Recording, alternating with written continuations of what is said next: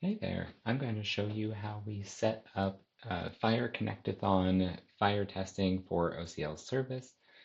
We are starting on the Connectathon track page here, and we are going to first make our way to the particular track that we're doing, which is clinical reasoning. In here, you're going to actually see a terminology service testing section, which we can click on. It takes us down to there. And the thing that we are looking for in particular is this GitHub link that go to the Postman tests themselves. There's a GitHub repository here that shows us the Postman collections along with a few different resources here that might help you. In particular, the truth sources is something that's going to be helpful to make sure these are all the pieces of content that they say we're going to need for these particular tests. So the assumption will be that this has already been loaded into OCL. So with that, then collections, and this Postman collection is a file to download, and this will help you import it into Postman itself and get those set up. So for that, I've already gone ahead and done an import, but I'll show real quick how I got there. This import button in our FHIR testing workspace can be used. We can drop in the file that I had already downloaded before, this Postman collection JSON, and dropped it here.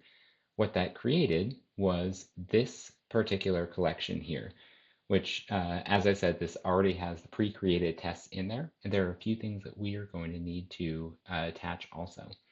In the authorization key, we need to have API key, key authorization, and then token with the generic FHIR token that we are using. And then with variables, we need to set up two server URL variables.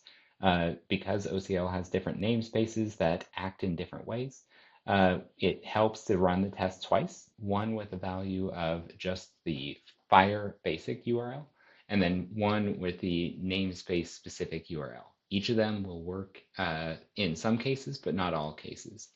So that's why we're going to end up running the test twice.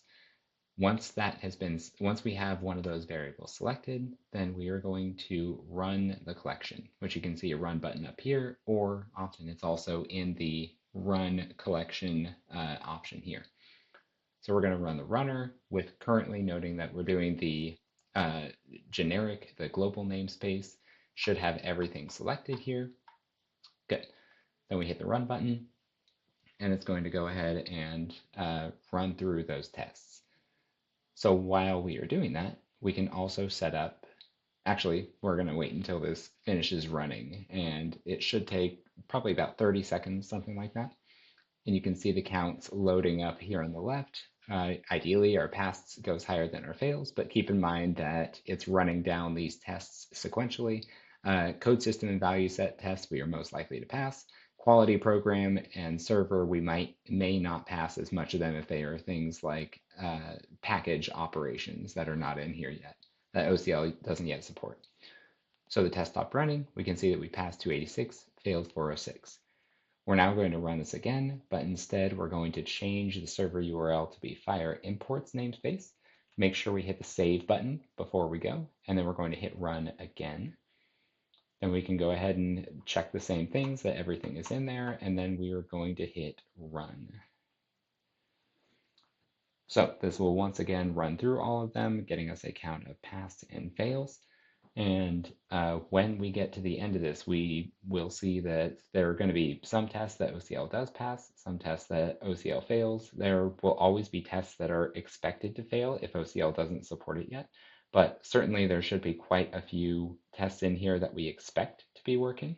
And those are where we start going through our testing and our batching up of issues that could be fixed by OCL versus what goes on the longer term roadmap, etc.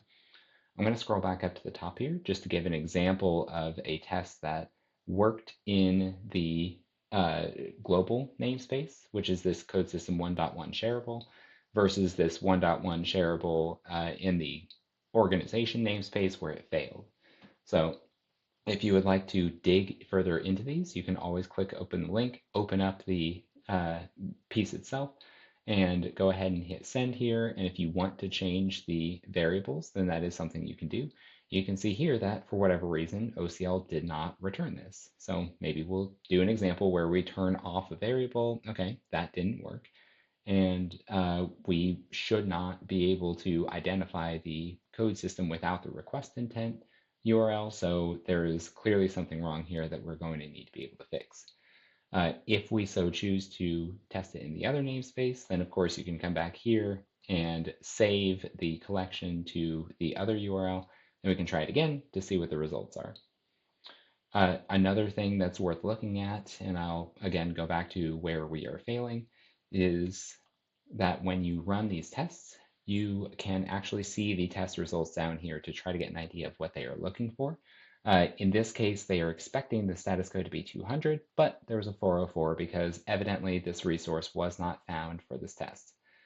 If you need to see even more about what they are looking for, then scripts is where to look, and you can see the tests we're looking for. Test response code is 200. You can see that it is expecting a response code to be 200. Maybe a better example would be down here. Let's see if maybe version might be a good one to do. Version is 4.0.1. That is right here, version.4.0.1. That's the test that they are trying to run, and it is saying Postman is expecting in the response data the first entry, entry 0, keep that in mind. If there was a bundle returned, then we're looking in the first entry of the bundle. We're looking at the resource.version to equal 4.0.1, and if it doesn't, then it's going to tell us invalid version. Another example might be, let's see, maybe a resource title where we again are expecting it to be request intent. I want to try to see if I can find one that's a little bit deeper.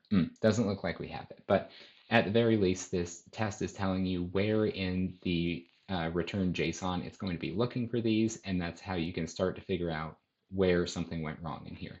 In this case, this would be a content issue because OCL, it's not a content issue. OCL has the content, hopefully in this organization. I can't guarantee that at the second, but OCL, at least somewhere in here, has a request intent version 4.0.1.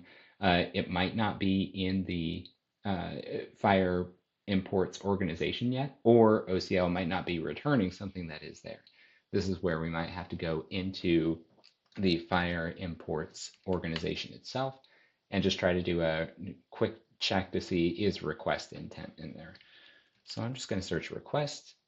Request intent is there, hl7.org/FHIR/request intent. Let's see if that appears in the test. Is that what they are looking for? hl7.org/FHIR/request intent. Okay, that is expected, that we should have been able to get that resource because the URL is matching. And then we will also check the versions. We've got 4.0.1.